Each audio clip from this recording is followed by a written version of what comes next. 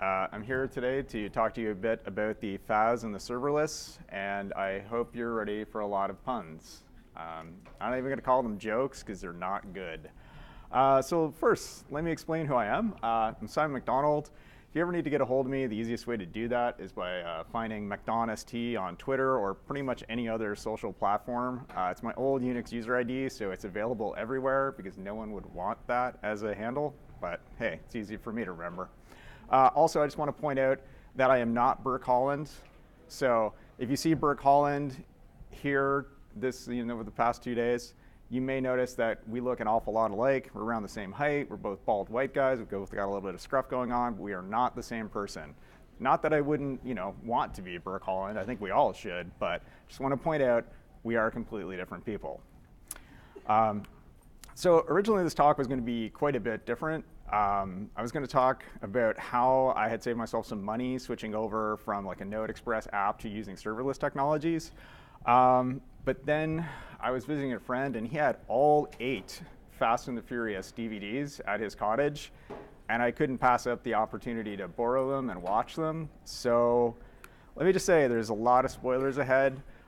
If you have not seen all the movies, I will ruin plot points on you. I'm not even going to apologize for that. You have to understand that the plot is not important in those movies, not in the least. So I like to explain for folks who haven't seen any of the Fast and the Furious movies that if over there at that window that was bad and over there at that wall was good, where would they fall on that scale? Well, what they would do is they would go out past that window all the way around the world and come out through that wall. Because they are so bad, they are amazing. I just can't, it blows my mind every time I see one. So if you don't know, there are 8 Fast and the Furious movies. They're already making 2 more. I heard that Fast 9 is delayed until 2020, so no Fast 9 in 2019. That sucks, but the other nice thing about it is they're working on a spin-off movie with 2 of the main characters that'll be coming out again. So just a quick show of hands. Who here has seen all 8 Fast and the Furious movies? Oh, wow, there are a lot more people than I thought there would be. I need to ask, who hurt you? And if you all stay after the talk, maybe we can form a support group, because I know I need it. Exactly. All right, so you got to be asking yourself the question, what does Fast and the Furious have to do with, serverless technologies? And really, nothing. I just needed an excuse to be able to borrow those movies and rewatch them all and punish you with this forced analogy. So here we go. But if you take a look at a movie, movies have characters. And what you want to have in any good character in a movie is something that they do extremely well. So we take Dom here. Dom is really good at doing some planning. We take Letty. She's fantastic at punching people. I really wanted to put together a video clip of Letty just knocking people out, but we do not have enough time to do that. It's just too much. And then we have Tej, and he's like the mechanic. He's like good at fixing everything. And then we have Roman, who is like completely our comic relief. So what you want to do when you're building good characters in your script for your movie is make sure that they do one thing extremely well. They're known for something. And that should be the same thing as when you're developing functions. So your function should only do one thing and do it really well. So you're going to fetch some data, you're going to process that data, you're going to head and transform it to a new format, and then of course you're going to display it in a UI. So what you want to make sure is that you keep your functions doing one thing and one thing only. All right. Wait, was I one behind with the UI? Anyway, yeah, all right. Cool. So how do we take a look at characters and functions in JavaScript? Well, characters should have their own agency. So a well-written character should not depend upon any other character for their reason of being. Some characters in movies, they're only there in order to provide motivation for the hero to be able to go and do something. It's really shoddy writing when somebody is like only in a movie to die, so that gives you that emotional impact. And if they don't have any agency of their own, is there really any emotional impact? So how does that relate to functions? Well, the functions should be stateless. They shouldn't depend upon like anything else other than the input that's passed into the functions themselves. And then our characters, they should remain internally consistent. So they should behave in a way that makes sense for their characterization all the way through the movies. And when it comes to functions, when you give them the same input, they should always give you the same output. So the functions should also be consistent. And as well, you want to make sure these functions are pure. You don't want them doing side effects outside of what they're acting upon. So that's key. And of course, characters should do one thing really well. And functions should really only do one task per function. They should just do one thing well themselves. So that's interesting. And when we're moving along, we have to talk about the character of Brian, played by the dearly departed Paul Walker. So in the movies, Brian is chasing a car thief that is played by Vin Diesel or Dom. So that's how those two get involved with each other. And then Brian falls in love with Mia, who is Dom's sister. So then that's another connection there. And then in the second movie, which doesn't have Vin Diesel in it at all, sorry, spoilers, I told you that would happen. So you have Brian has to work with Roman, and then of course Roman is friends with Tej, so all these people get pulled in together. And at that point in time, Brian is working for the FBI because he had lost his job as a police officer in the first movie because he let Dom get away. And then if we didn't have this connection to the FBI, we would never get to The Rock.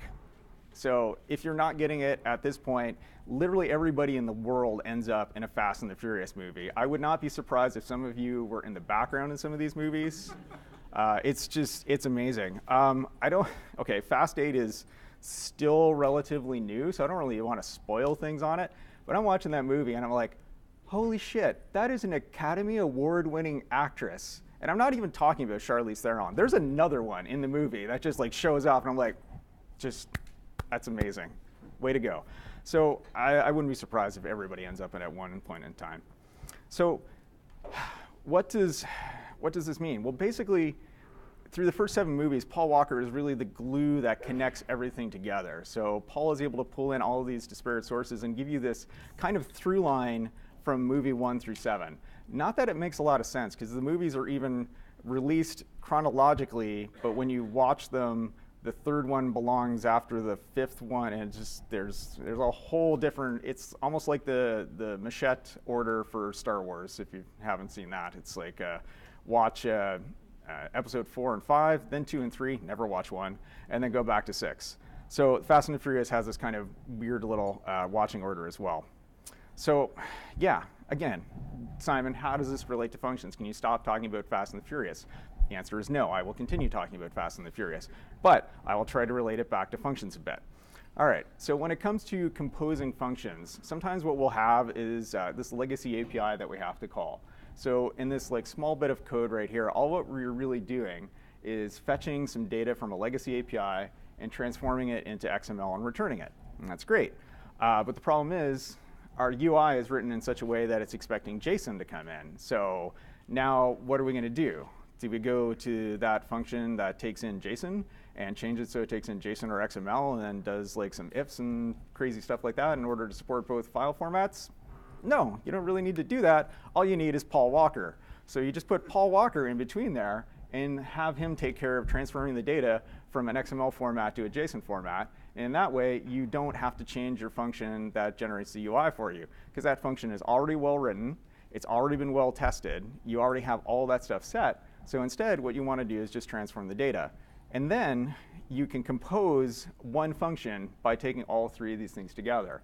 So in functional programming, there's a way of composing everything together. And in this case, basically what we're saying is I want to return a function that takes in that query, and all you're going to do is run those 3 functions and just chain the responses together. So that'll give you a way of putting everything together. All right. So when it comes to the team there in the Fast and the Furious movies, they have a number of accomplishments. They're quite a few. So they brought down drug lords. They've actually brought down multiple drug lords. I mean, it's getting a little tired at this point, so they had to up the stakes in some of the other movies. For instance, they have apprehended rogue secret agents, not once, but twice, because yeah, these guys used to steal cars in the first movies. Now they're secret agents. That makes sense. There's a through line there, isn't there? And of course, I mean, again, big spoiler here, they prevented nuclear war, okay? Because again, that makes sense. Sure. So what does this really say about functional programming? And it's, they have a team that everybody in that team brings something different to it, and together they can accomplish big things. And it's the same thing if you're building an application built of discrete functions. If all of these discrete functions are put together, you can build an application that does a lot more than the individual functions themselves. Now, to talk a little bit about some of the plot points, the catalysts for action in the movies, some of the plot points include car thefts, which is very simply the way all this stuff gets kicked off. We have blackmail happening all the time. That is a really good way of getting the action going. There's a number of jailbreaks that happen, and there is an epic jailbreak that you need to watch. And then, of course, there's kidnappings. I mean, sometimes the kidnappings and the blackmails, they get combined together because they're like composing the plot points together, just like a good functional programmer. There's murders. There's all sorts of great stuff happening. So all of these plot points, like how does that relate to programming again? Well, we have events in programming. So what you want to do is when an event happens, you want to kick off something in your functional programming type of thing, in your function as a service. So you have a git commit. So once that git commit happens, that's going to kick off an event that runs a function that could do some CI for you, run some tests, do all sorts of fun stuff like that. You can have a database action, so you commit something to a database, an event gets fired off, your function as a service is going to take that, take a look to see like, oh, is there any analytics that we can run on this? Can we like get them to buy another sweater? Because that seems what all computers do now is convince people to buy more stuff they don't need. I'm not bitter at all. You can have like cron jobs that run every so often so that there's repeatable tasks that happen. And then of course, blob storage, anytime anything's changed in a new image or audio file is uploaded, you can kick off another event to handle that. And of course, there's analytics triggers, et cetera, et cetera, et cetera. So there's lots of different events that can happen that kick off in order to create your functional runtime, run that through to completion, the results are returned to you. So there's all sorts of weird stuff like that. But what about serverless? Because what we've really been talking about to start off things is function as a service. And that belongs in serverless technology, but it's not the only thing in serverless technology. Now, I know somebody out there is thinking this right now, and I want to say, stop it. Just stop it. You need to stop it.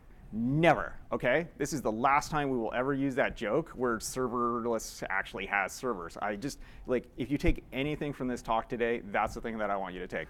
Please, if somebody else makes that joke, go ahead and punch them. You have my permission. It's okay. I'm a Canadian, so you can just get them to me. I will apologize to them. Everything will be fine. It's great. All right, so let's just all agree nobody makes that joke again. Right, but before we get into talking about serverless, I'm going to go back to talking about movies for a minute. I'm super old. Oh, God, I'm so old. I remember when you had to go to a movie theater in order to see a new movie. Like, you couldn't wait 30 seconds and download it from the internet somewhere. I mean, if you wanted to watch Star Wars, The Empire Strikes Back, you had to drive your ass a half an hour to the town next door that had a movie theater and watch Empire Strikes Back in there. So that was, that sucked. It really did. Because if you missed a movie, then you were waiting a long time before it showed up on TV. I mean, this is like pre-HBO days. I know, it's crazy to think that actually happened. But then this new invention came along, and it was the VCR. Again, yes, I'm not old. I used to use a VCR. But that shifted everything so that instead of you having to go to the movie theater to watch movies, you could do it in the comfort of your own home. And the problem there was you still had to schlep your way to Blockbuster in order to rent these VCR tapes. So it was better. It was not that great. Then some genius, is it Reed Hastings? I always forget who the CEO of Netflix was. But he had this idea to start sending DVDs through the mail. So you didn't even have to leave your house. You just, these things just showed up for you, and you were able to watch movies, and it was fantastic. And then the logical progression got us to where Netflix is today, where it's a streaming service.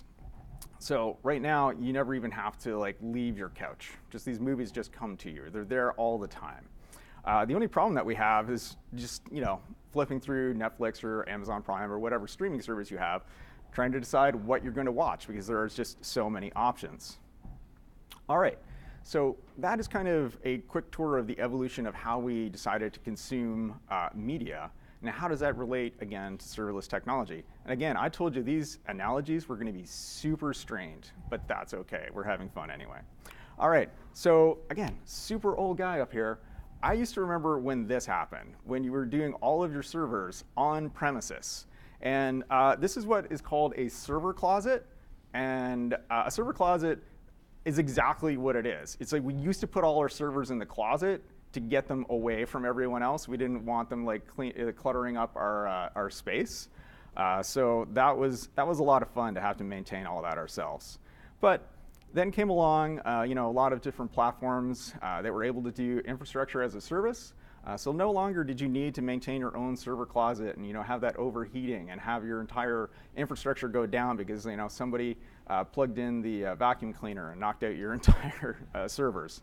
That's not a joke. That really happened multiple times. So we're able to take advantage of the fact that we have infrastructure as a service now, so we don't have to worry about servers, we don't have to worry about storage or the networking to have all this stuff set up for us. We can just buy that, and our life got a lot easier. And then moving up the chain, platform as a service was introduced. So that allowed us to not just not worry about the hardware, we didn't have to worry about the operating system. Someone else would take care of installing the operating system for us. They put in some middleware there to make sure things were load balanced and maybe a runtime or two for you. So again, we're having to worry about less and less things. And then building on top of that, we have software as a service providers. I'm not pandering to anybody by having Kinvi in the center of that at all. I don't know what you're talking about. But again, it allows you to not worry about things like having to install a node runtime and get everything set up for you. All of that stuff is done for you in a software as a service type model. So again, less and less stuff to worry about until we finally get up to where we are today, which is function as a service. And what we have here is there's 4 main players in function as a service. The top left-hand corner, if you don't recognize that, that is the IBM Bluemix for the OpenWhisk. It's Apache OpenWhisk is an open source project that is a function as a service, and Bluemix is one of the implementers of it right now. And then we have Xur Cloud Functions. I can't say that word properly, so that means I need more water. If you have any questions about that, just ask Burke. And if everybody turns around and looks at Burke right now, that would be great. So, see, we kind of look the same. Fine, he turned around. And then, of course, we have the AWS Lambda, which I think got a lot of traction among geeks because that Lambda looks exactly like the Half-Life icon. I think a lot of people were attracted to it that way. And then we have Google Cloud Functions. So these are right now the 4 main players in the function as a service space. They're not really compatible with one another. If you write code for one, it doesn't work on the other. But you're writing such small discrete functions, it's not really that difficult to port them. However, if you are from China, you have one big choice, and that's Alibaba. So in fact, Alibaba is actually, I think right now, bigger than Google and IBM when it comes to their function as a service. And that kind of is because you have a capture, like a marketplace in China that can really only use Alibaba at this point in time. But a lot of people are using it. So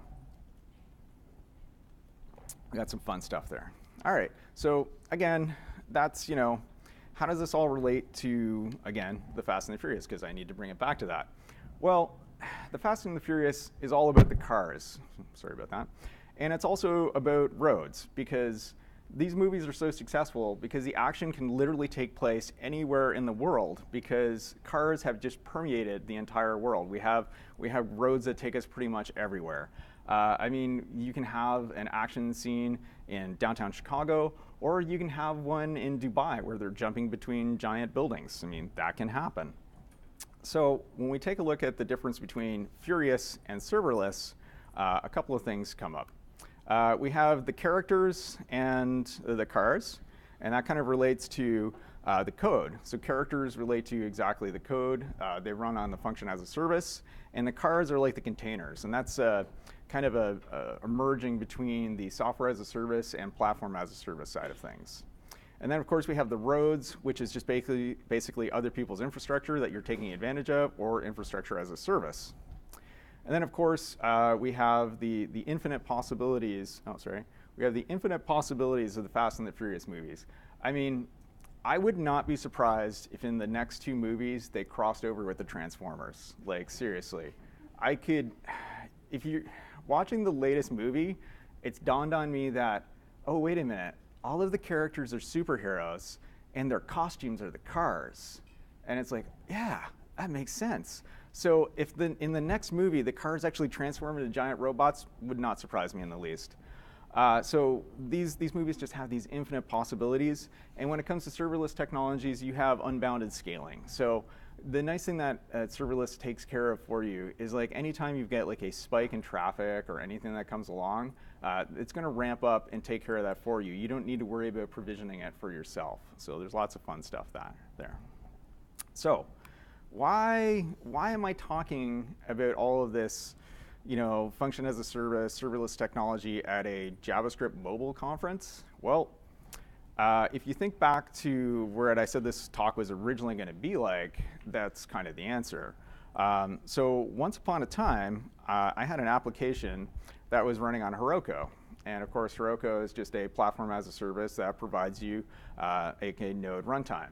And on that node runtime, I had an Express application. So that's not too bad. And in that Express app, I was serving up some static assets. So I had created a single page application running, just with the HTML, JavaScript, and CSS. That was all hosted statically in one route. Then I had another route that did some translation. So there was a part of the app that you could actually talk to it, and it would give you back the translation of what you said in English, either in French or Spanish. So that's fun. And you could also ask it ask the application some questions, so you could get answers like, what is Steve Jobs' middle name? And in case you don't know, it's Paul, actually. So that's just some of the stuff that you could do with the application. So the problem that I had with it is I was paying Heroku to keep this application running every month, even though I wasn't really using it that often. It was actually another a demo I had for a speech recognition project. So what I decided to do was to move it to serverless technology. And I was really kind of like, oh, let's see how long this actually takes. So the first thing that I did is I took all those static assets and I moved them from the Heroku application into a CDN.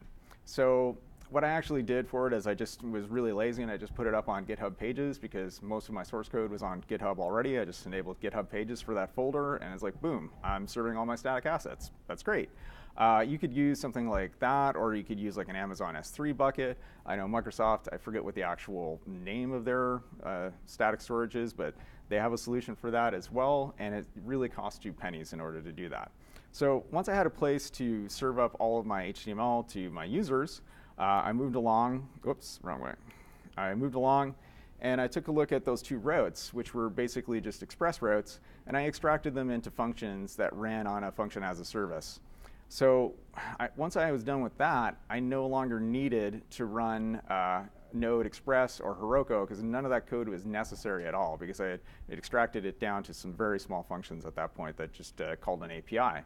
So then all we have is all of our static assets on a CDN, and we connect the new URLs to what the functions are on our function as a service, and the app is done. And that took about half a day to convert a app from Heroku to a function as a service. It actually surprised me how quickly it went. If anyone's actually curious which platform I picked for it, it was Microsoft Azure. And the way that I was able to decide that was by a very scientific process. I asked my daughter which one of Bluemix, Azure, Lambda, or I can't remember what the fourth one is at this point in time, Google Cloud Functions. Which one of those sounded the coolest? And she liked Azure because it's blue. And so that's how I picked to use that. But I knew nothing about that platform at the start of the day, and by the end of the day, I had converted everything over. So that'll give you an idea about how easy this stuff is to do and how good the documentation is on Microsoft's side for this sort of stuff. So what did that get me? Well, besides a fun afternoon project, it got me no more hosting fees. So it didn't cost me an awful lot of money in order to host things on Heroku, but it wasn't necessary. So what I have now is I got rid of that $7 a month plus tax, just to keep Heroku running, with basically $0 a month. I expect that by the end of the year, it should cost me about 12 cents to keep this app running, because it only charges me when I actually hit the APIs. And there's a free tier so as long as we're under like 1 million API requests, I'm not even going to get charged. I think basically it's the 12 cents is for all the storage costs for the year, or a penny a month. So that's saving me like over $100 a year, and it was like zero work. So you can imagine what you can do is if you have a backend for one of your mobile applications right now, if you take a look at some of these serverless technologies, you can get some really good economies of scale in this case and save yourself a ton of money. So I need to thank Linda Nichols. I had this idea for this talk, and 2 days later I saw that she was doing a talk with a lot of Fast and the Furious images as well. So I made sure that everything was cool with her, and I did not want to like step on her toes. And in fact, she said, hey, use as many of those images as you want. So that's great. Also, if you want to understand more about what's available right now with FaaS vendors, you should take a look at Linda's presentation, because she just dives down underneath the hood and tells you what's in these different vendors' FaaS offerings. So, in summary, what I would like to do is wrap everything up and say that functions should only do one thing, and one thing only. Everything that a function needs in order to act should be passed in as input. Do not make sure that it doesn't depend upon anything that is not in the input parameters, because then your function is not pure, and it makes it much harder to compose applications of your functions. Every time you give it one specific input, it should give you the same specific output. So you don't want these things to be changing based upon some random factors. So you want to make sure that whatever goes in always produces the same output. And then you can compose multiple small functions together to make bigger, more complicated functions. But you really want to make your functions as small as possible doing these one tasks, because it makes it a lot easier to understand for the next person that has to come in and maintain your code, and it makes it a lot easier to test them as well. And then, of course, you're using events to fire off sequences of functions that can do like more interesting work. All right.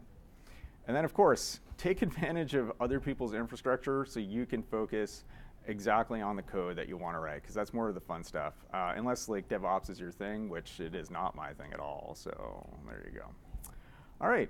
I super flew through that. Hopefully everybody understood my Canadian accent. If not, I apologize. See, I just proved I'm a Canadian. We have more than enough time for questions, so please let me know how I can answer them.